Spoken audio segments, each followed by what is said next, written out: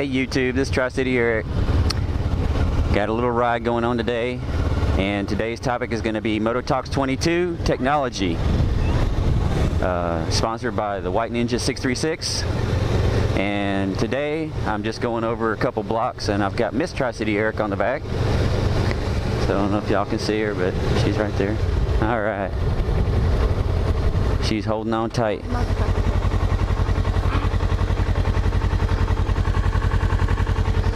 You holding on? Yeah. All right, here we go.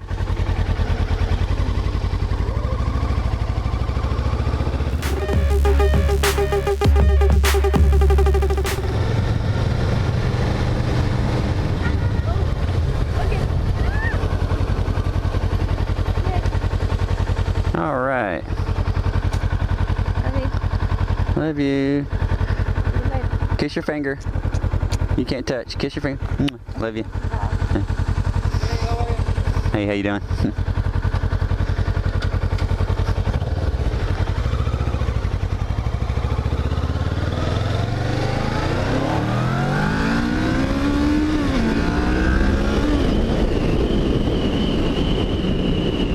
All right.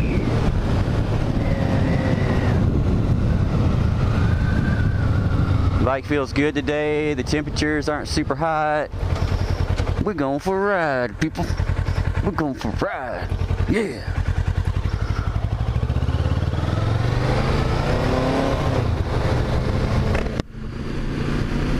All right, topic of today is Mototalks 22 technology by the White Ninja 636.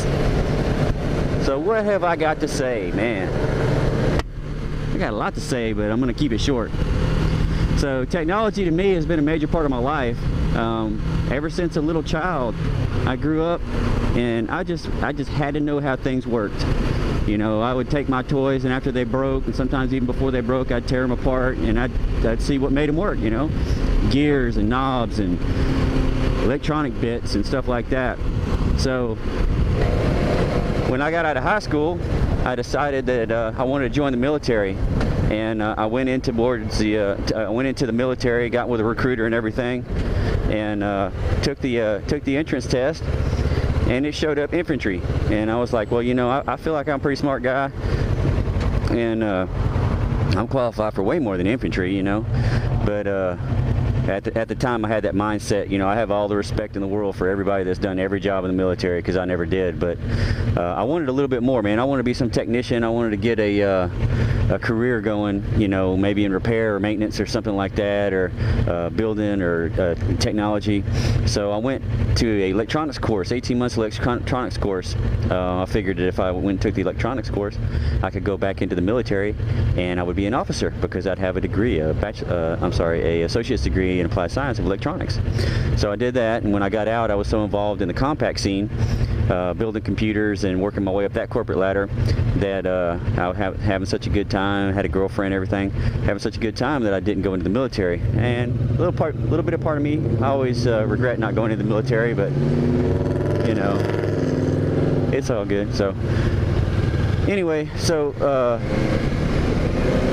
the technology aspect of it, from going from a kid who was, you know, interested in learning how things worked, and then taking that into my adult life and putting it towards a job, you know, because I've worked at compact computers doing computer stuff.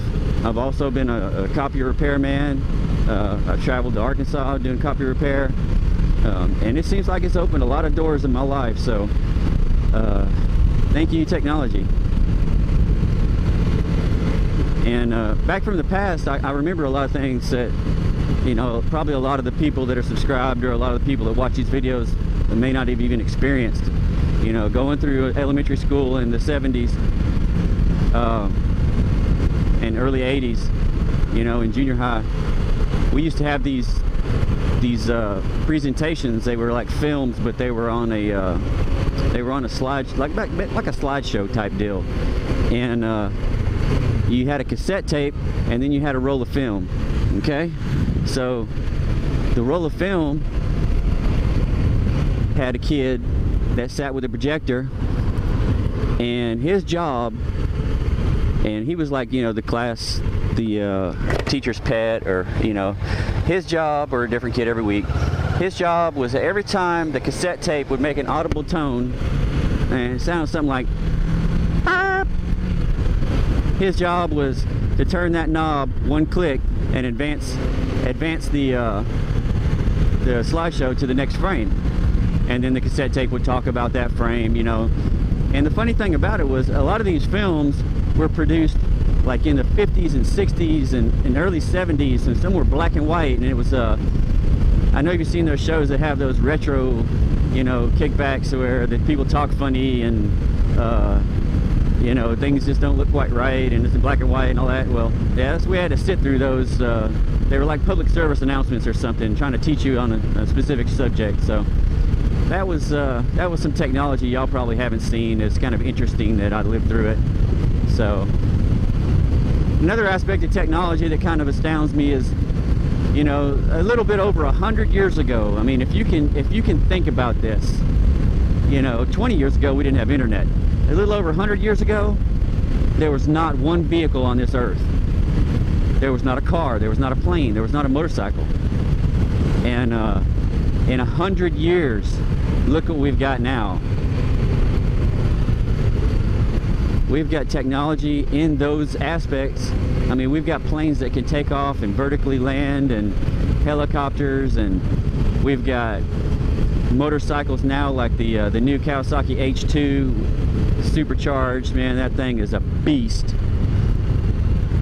So just think about, you know, the kids that we have today, and if they live to be in their 80s, thank you very much, if they live to be in their 80s, the technologies they're going to get to experience and enjoy. So anyway, I'm going to keep it short. So I apologize for getting this video out late. It's Saturday. Yeah, it's a Saturday now, so I've been meaning to do it all week, but hadn't got a chance to. And